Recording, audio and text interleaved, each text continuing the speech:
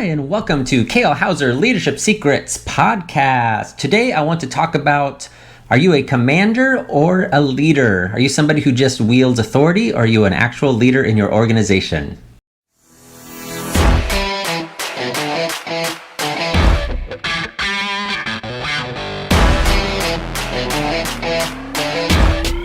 All right, welcome back, everybody. Thank you so much for joining me today. I believe this is episode number 5 of the Kale Houser Leadership Secrets podcast. I'm Kale Houser. I really appreciate you joining me. Today, I wanted to talk about the relationship, or if there is a relationship, between command authority, whether that be in an official like military is how you think of command, or just in your organizational leadership structure, organizational structure where you are the commander, you have all the authority, whether that be budgetary, personnel, operational, all those types of authority where you have the no kidding, almost legal authority to tell people what to do, versus what we would consider a traditional leader, like somebody that doesn't necessarily have legal authority. Okay, so I want to talk about these two relationships because they are two distinct things. Ideally, you want your commanders, you want the ones that are in that authority position, whether it be a CEO, a business owner, a department head, anything of that nature, or certainly in the military context, an actual no-kidding commander, a general, a colonel, a major, or even a lieutenant could be in a command position at that point. They have been given legal authority to enact orders, to enact their will, right? Whatever that be, ideally in aligns with whatever the organizational goals are. But in a business world, we think of commanders as instead of legal authority, we think of those as typically fall under your hire and fire authority. Okay, they have the ability to take away your paycheck by virtue of firing from you from your job. And there are people that just don't have that authority in your organization, and whether it be your direct supervisor who has managerial authority over you, but not necessarily that command authority, legal authority to say, you're fired, pack your bags, get out of here, you're no longer worth it. Or authority over your paycheck of giving you a raise, things of that nature, whether certain other benefits, vacation days, authorities to approve your vacation days or not approve your vacation days, right? So they're all different levels of command, what I'm going to refer to in this podcast as command, but I'm using that kind of military term because it's familiar with most people. I think they understand the burden of command, as well as what that kind of entails, right? In the military sense, it goes certainly further because a commander has legal authority over people. He can literally put you in jail, right? Or at least start the process to put you in jail through the universal code of military justice. Did I say universal? Uniform code of military justice. Shame on me. Okay. And the opposite of that, not really the opposite, but you want ideally to coincide with that, is a leader. Somebody who doesn't necessarily have command authority over you. Somebody who doesn't necessarily have the ability to fire you or give you a raise. That person we would consider a traditional leader. You follow them because you want to, because your goals have shown aligned with each other, whether they be personally with that one person in your organization, or as an organizational goals are aligned with my personal goals, right? And a leader would help you figure that out and help bring those two sets of goals together, employee and organization in this case. Now, ideally, you want these two types of people to be one and the same. A commander certainly can be a leader. Absolutely, and can be a phenomenal leader. They can perfectly meld and match and use the tools that they have at their fingertips as a commander to more effectively lead, right? In the scenario of certainly is handling those people that shouldn't be there, right? So they can be a leader by helping people that know they shouldn't be there and don't want to be there, and other people, they're infectious to the organization. They can use those tools to help remove that individual. And the same goes within the workplace. That command authority, that ability to fire and hire can certainly be used to help, for lack of a better term, weed out the people that shouldn't be there, that are bad for your organization. Not to be harsh or anything of anybody of just randomly firing people, right? But in this context, in this podcast, what I want to kind of lean more towards is the negative aspects of a commander, right? Somebody who's not necessarily using their powers for good of the organization, but they're using them for ill or for their own personal gain, right? Because that certainly happens. And then comparing that to the opposite end is the leader, somebody who is how shall I say, more personable, they're more approachable, they're easily more readily followed by people in general. So there's a couple things that we want to distinguish about a commander or a boss, right? You may in the non-military world just call them, oh, he's the boss, right? He's the person in charge.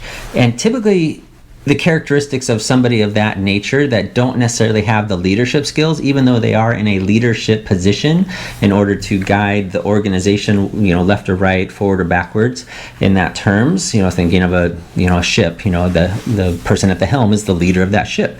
They're the ones in charge of the direction. So a boss or a commander, historically and typically in this situation I'm talking about, they're demanding, right? It's their way or the highway. They don't necessarily consider your options or your feelings, if we want to go that route, although that's not always the case. They remind you of who's in charge, because really they're only relying on that paper authority that they have. So they have to constantly, or at least they feel that they have to constantly remind you of that. Okay, and that falls into a little bit of insecurity. We could go into even deeper psychology with that, and certainly I've seen that in my past with past commanders, that insecurity aspect kind of rears its heads in the form of these, such as reminding you that that they were the boss. Historically and typically, a commander's needs will come first, right? So in the guise of, well, this is the organization, but they're the representative of that organization, and they interpret the needs as one and the same, like their personal needs are the same as the organizational needs, which isn't necessarily the case, but they will enact that throughout the organization because they can, right? Because they feel that is their authority and obligation to do so. Typically, this type of person will tell you what to do, right? Because they have authority to direct you. They have authority to direct your actions. So they will tell you what to do, instead of a leader will show you why we're doing things. They will help gain your buy-in to want to do those things, because it's for the good of the organization, or it's for the good of you as the employee. It's for the good of, whatever the case may be, of the squadron or the platoon. And typically a commander will never tell you why, because they don't feel obligated to tell you why whatsoever, because you have to do what they say, right? Or you go to jail, or you get fired, or whatever the case may be. A boss commander is generally a fixer, right? So they'll see an error and they'll try to fix it instead of teach how to avoid that error, or how to better educate their staff and their organization, as well as you'll see the frustration level come much higher, much quicker in a commander versus a leader. A leader understands that people make mistakes. People are completely normal. We're humans, all of us, except including that leader themselves, and they will try to be more educational and teaching through mistakes versus getting frustrated and upset, right?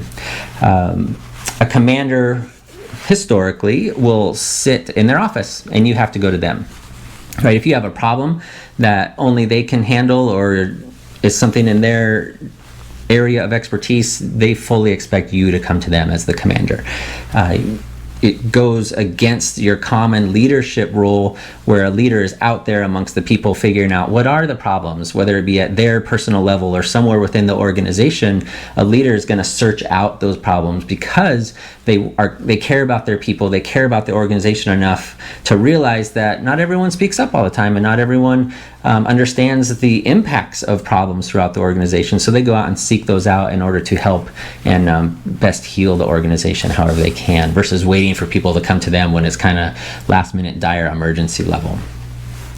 Commanders also, and those in authority, will look above them of what they're concerned about, how they are seen to their commanders or their supervisors or their leaders in charge of them. So you'll see this certainly in middle level management, that those people, it may be a department head, but still reports to vice presidents or CEOs, whatever the case may be, and how deep your organization is. They will use all these things to their advantage as far as their employees, their ability to fire and hire and affect vacation days and all that kind of stuff. But they will be certainly more concerned of how they look and the performance of their department to their higher ups. And then the expectations. Right. So in a command and authority position, the expectations are cut and dry. There are, this is the way it's going to be. There's no interpretation of different ways of doing things or anything of that nature. And typically, besides a memo, they don't express those expectations very well. They don't do a good job of trying to get the whole organization on board with those expectations. And then the last one, and this was something that kind of always drove, pretty much everyone crazy in the military. I don't understand how it keeps going because we've all experienced it. Other than, turnabout's fair play, I guess, when people get to that level, they want to enact, I was treated this way, so I'm going to treat others this way. And it's mass punishment. This is such a huge topic. And if you don't get it at this point, let me tell you, mass punishment is stupid. It's a bad idea. Let me say it again into the microphone so I am clear. Mass punishment is a stupid idea. If you are a leader in your organization, if you are a commander in your organization, if you have any sort of ability to do mass punishment in your organization, don't do it. Okay? I cannot express this enough to you. Nobody learns from it. People resent you. They resent the person that caused it in the first place. Instead of seeing that mistake handled at that individual level, right? And people learning from seeing that process, because everyone knows what's happened. In best case.